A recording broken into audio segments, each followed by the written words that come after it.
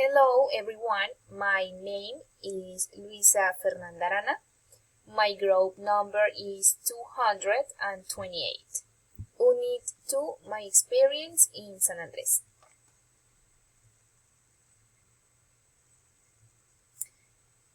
I have gone to the city of San Andres, Colombia with my classmates from school. I have lived an unforgettable experience.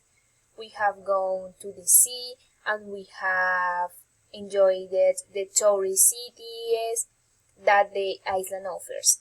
But I have observed something strange when the storm started.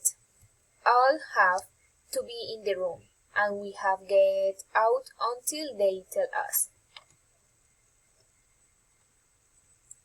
I have not seen any storm like that of the day. I thought that the pans fell off the rooms and that the sea was eating the hotels. Finished the storm, we have left our rooms. Everything is destroyed. I have seen the street flooded. We have no signal or power.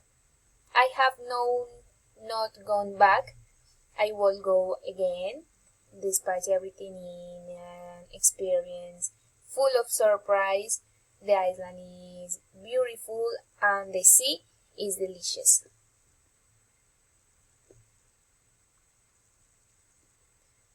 Thank you for your time.